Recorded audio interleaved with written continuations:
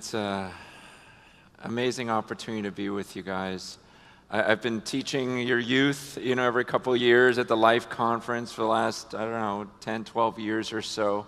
Loved it. And now I've got the honor of speaking to you. I don't know if it's a demotion, if it's a, it just, but when I heard about the leadership here, I love speaking to pastors. I love speaking to leaders because I feel like I've felt so many things that maybe you're currently feeling or have felt, and especially right now.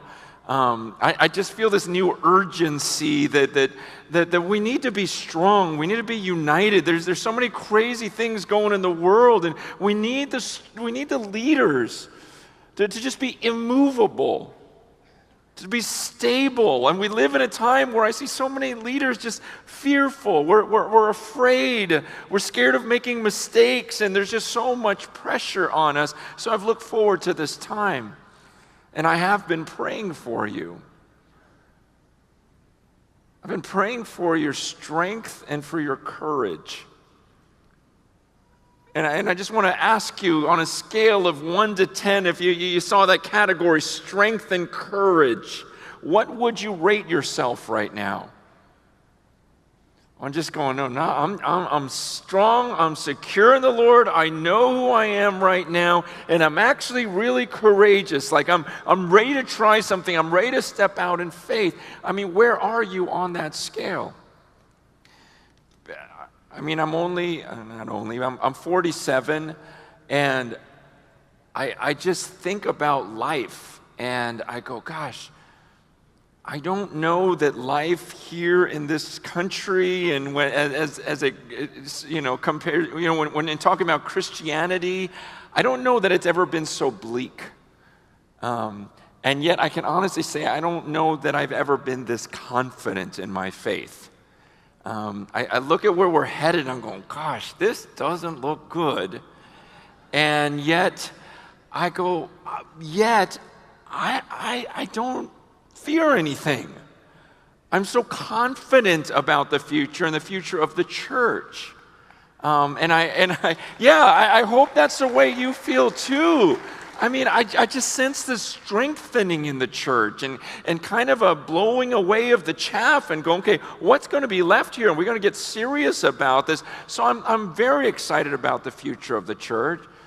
And I'm excited that we serve a risen Savior and that He's returning to judge the world and that we will be waiting for Him, anticipating Him, worshiping Him until He returns. And I know that many of you are going to be those who are faithful and standing with Him. And so I look forward to it. There's a passage that's been on my heart the last couple of months. It's 2 Timothy 3, in talking about this world that we live in right now. But it's an interesting passage because he starts off, Paul tells Timothy, understand this, that in the last days there will come times of difficulty. That phrase, times of difficulty, literally means terrible times. Terrible times are coming in the last days. And then he says this in verse 2, for people will be lovers of self, lovers of money, proud, arrogant, abusive, disobedient to their parents, ungrateful, unholy, heartless, unappeasable, slanderous, without self-control, brutal, not loving good, treacherous, reckless, swollen with conceit, lovers of pleasure rather than lovers of God, having the appearance of godliness, but denying its power. Avoid such people. For among them are those who creep into households and capture weak women, burdened with sins and led astray by various passions, always learning and never able to arrive at a knowledge of the truth. So Paul explains to Timothy, he goes, in the last days, it's going to get really bad. It's going to get terrible. And he goes through this list and he explains why it's going to be so bad. But the thing you need to know about this list is he's not talking about the world. He's not talking about atheists here. He's talking about the church. He says why it's going to be so horrible is in the church. You're going to have these people who have the appearance of godliness, but they deny its power. You have these people they keep learning, but they never come to a knowledge of the truth. And he says, I want you to avoid such people. I mean, Paul makes it clear to the Corinthians, he goes, I'm not talking about the people in the world. He goes, if you're going to disassociate with them, you just have to leave the world. He goes, I'm talking about the ones who call themselves brothers and sisters. And here he's warning, he goes, be careful in the church. There's going to come a time where he says, he starts off by saying, people will be lovers of self. The crazy thing about this list is many of these things we read, and nowadays we just kind of shrug our shoulders at it. They don't seem like terrible sins, even in the church. Like we read, like disobedient to parents. Big deal. I mean, isn't it more that we are shocked when a child actually obeys his parents? And that's crept into the church. There's an expectation. If you don't believe me, work in the child care. It's there. And we just kind of go, man, what can we do? It's just where we live. There's this idea of lovers of self. I was reading one commentary that said, that phrase, lovers of self, is first because that's kind of the sewage pipe through which all the other garbage flows through. He says, you're a lover of self. You love yourself. That's why he says, lovers of self, lovers of money. Why do you love money? Because you love yourself. You want money. Proud. Why are you proud? Because you love yourself. Why are you arrogant? Because you love yourself. Why are you abusive? Because you don't think about what you do to other people. You're thinking about yourself, this idea of self-love, which is so normal in the world today. I remember being in junior high or high school, and remember that Whitney Houston song came out, the greatest love of all is learning to love yourself. It's the greatest love of all. That's love, when you can learn to love yourself. And yet Paul says, be careful. In the end times, it's going to get crazy because people are going to love themselves. And even in the church, you hear this creeping in, where people go, well, Jesus says love your neighbor as yourself, and so let's focus on loving ourselves more so we can love our neighbors.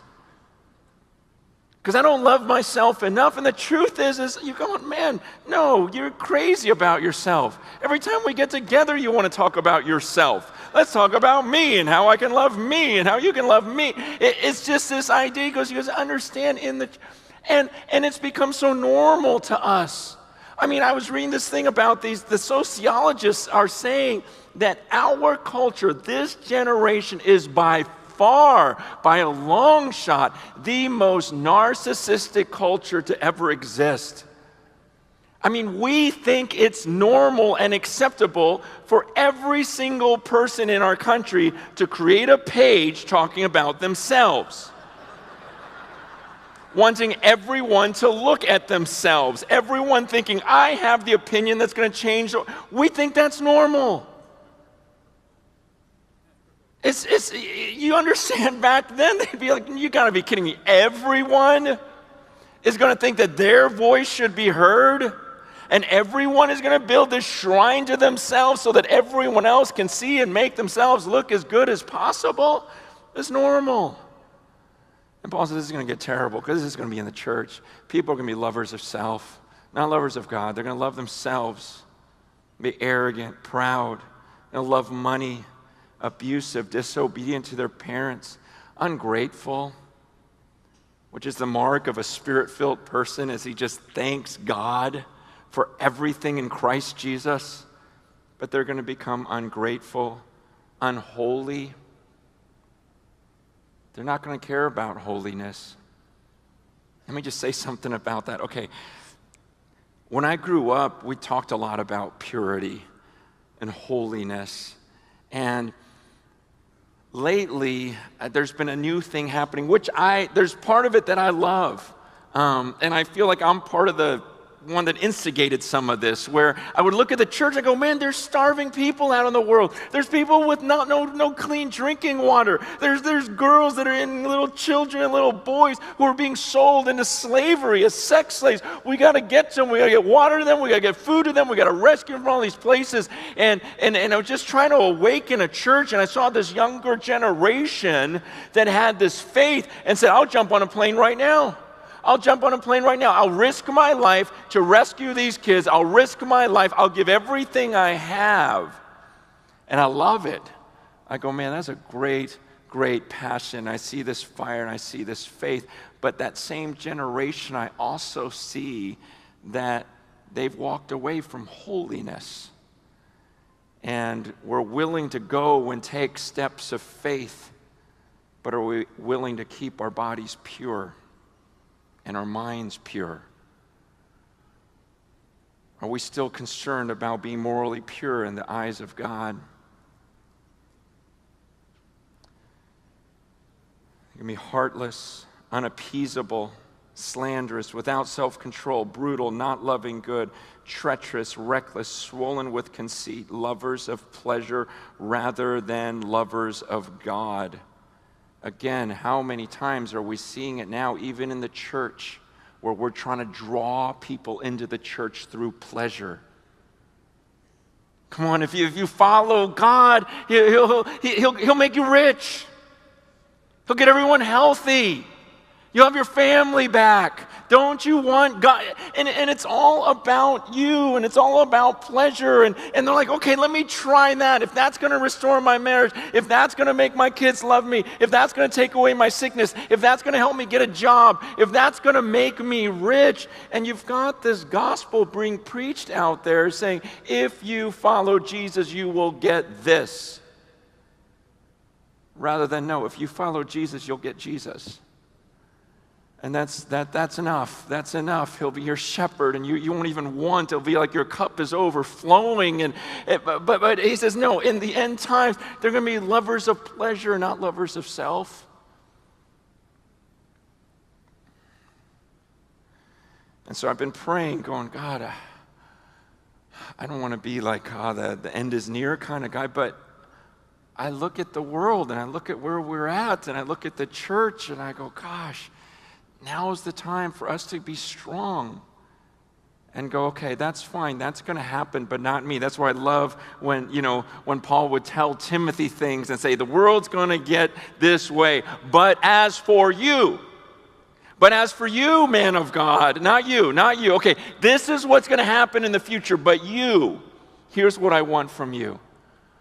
And that's what I was praying for in this room. I'm going, God, I just want them to be strong. I want them to be strong. The world's getting crazy. Who knows what's going to happen next? You just see it happening. The writing's on the wall. Every month seems like just something new that goes against this book. And it's like, I don't know if this can be stopped. And so I'm praying for you while I was flying here today. I'm on the airplane, and I'm on, not on my knees. I would have been a little weird. It's just too tight with the aisles. And I'm just, on my face like this, kind of praying, God, come on, help me.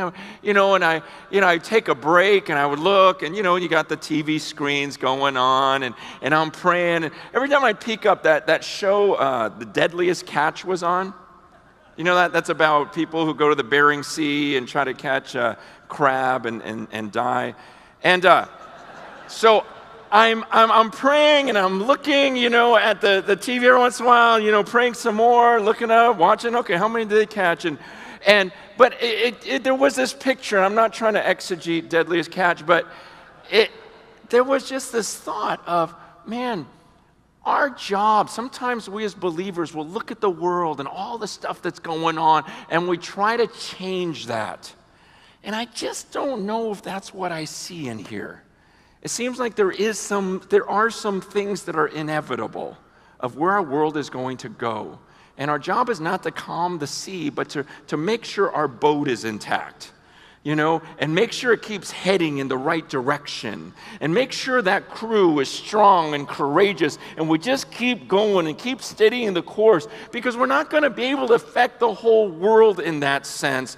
But we're responsible for the church. We're responsible for our boat.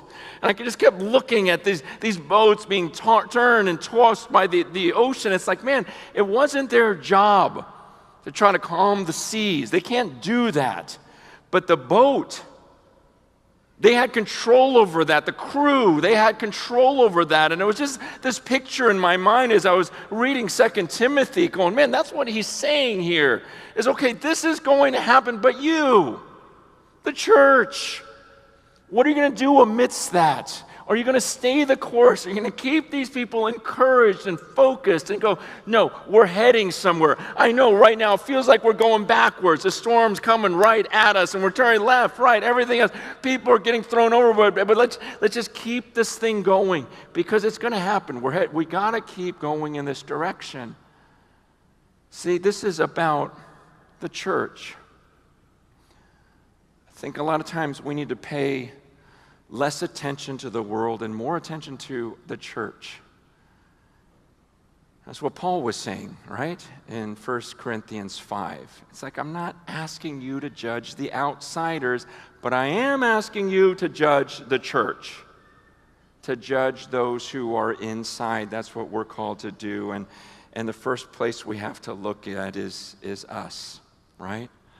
We got to start with ourselves.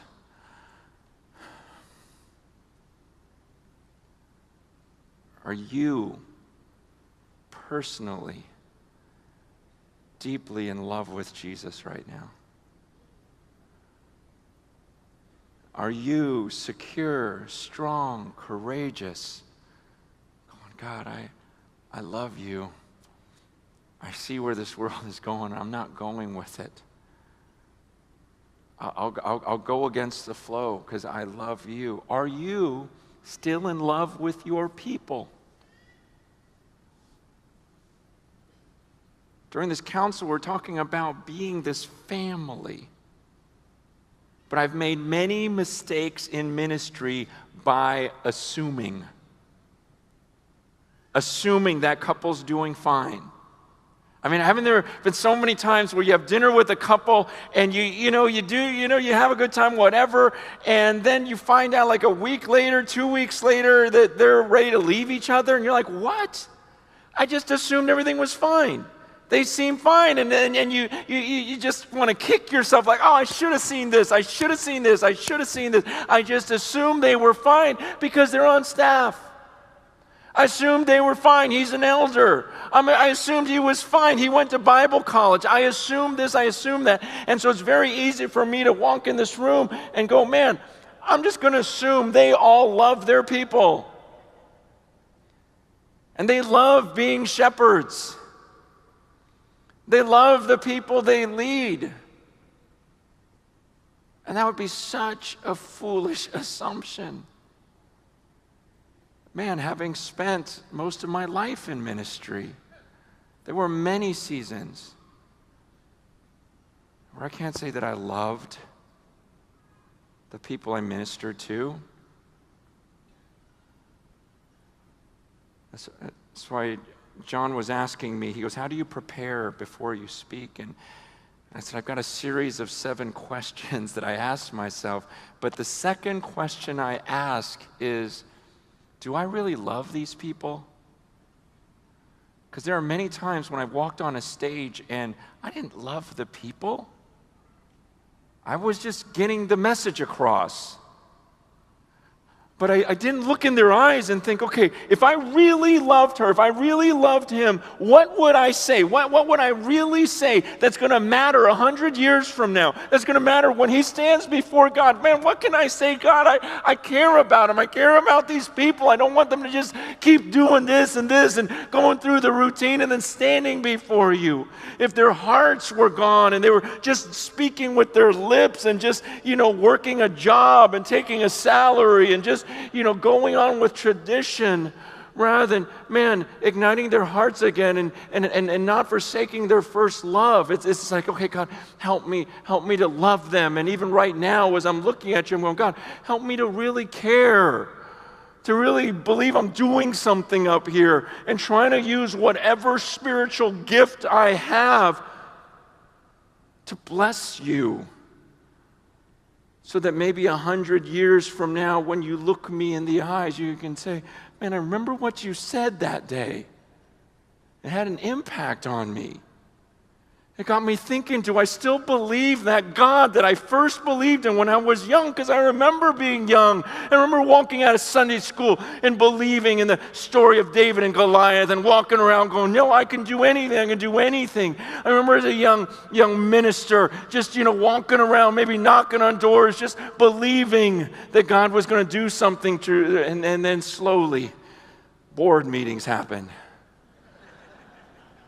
And budgets happened and everything else. And it's like, Lord, is there anything I can do to get them back to you, alone with you, where no one else is around? It's just you and this book. And you're going, okay, God, that's what it says in the last days. Okay, even if it's you and me, even if none go with me, I'm going to follow you because I love you, Jesus. Like, when's the last time you had a moment like that?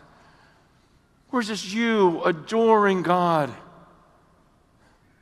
And saying, Lord, I'm going to obey this, and then to stand in front of your people, having met with him, and then coming to the presence of it, because you're a lover of God, not a lover of pleasure, not just a lover of ministry, not a lover of success, not a lover of when the room is full of people, not a lover of when the budget is met and exceeds, and not a lover of a good offering that week, but just a lover of God, where it's like, I adore him and I'll say whatever I need to say, because he tells Timothy, look, in the last days, a time is coming when people will not endure sound teaching, but having itching ears, they'll accumulate for themselves teachers to suit their own passions, and will turn away from listening to the truth and wander off into myths. As for you, always be sober-minded, endure suffering, do the work of an evangelist, fulfill your ministry. Where he goes, Timothy, there's going to be a time when no one puts up with this but you. As for you, let them go. They're going to go and they're going to just find a teacher to tell them what they want to hear. Why? Because they're a lover of pleasure. If they want to get divorced, they'll find someone with a PhD to tell them it's okay to divorce. If they want to have sex outside of marriage, they'll find someone with a PhD to explain to them, oh, no, this is okay. If they want to be greedy and spend all the money on themselves and neglect this mission to reach the unreached around the world, they'll find someone with a PhD to explain to them why it's okay for us to just sit and bask in all of his blessings. We'll just find someone to tell us whatever we want to hear. You want to abort your child? You want to marry someone of the same sex? I'll find you a teacher, Christian, PhD. They'll tell you it's fine. You want to stop believing in hell? I'll find you someone. The PhD will tell you that. You want to just believe that there's no punishment, that God's a God of love and only love, and there's no wrath, there's no judgment to come? There's plenty of books about that. What do you want to believe? What's your pleasure? What would you like? I'll find you a teacher to give you that. But Paul tells Timothy, don't you be one of those guys. You know what this book says. You preach it. You lay it out there. Now's the time to stay the course. Now this time is to stay strong, because the time's coming. People are going to be lovers of themselves, lovers of pleasure, not lovers of God.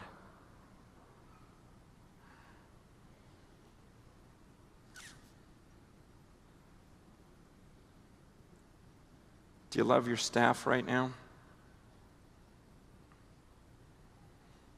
I had times when I really loved my staff. I mean, really, like every one of them, where I thought I would take a bullet for everyone on staff right now. And there have been other times where I'd like to put a bullet. No, I'm kidding. But there are those times. But again, first of all, we got to go, okay, because sometimes we go, oh, my church is this way, the world is this way. But first we got to look at ourselves. We got to look at the leadership and go, okay, what are we modeling here? Am I a man or woman who just gets on his or her face and adores God, gets alone with this word, gets convicted and says, no, I will preach this, I will lay it out? Because again, we're living in a time where I'm seeing some of these younger believers. They're excited, they're doing crazy things, they're living by faith. I love that, but what they're unwilling to do is preach truth.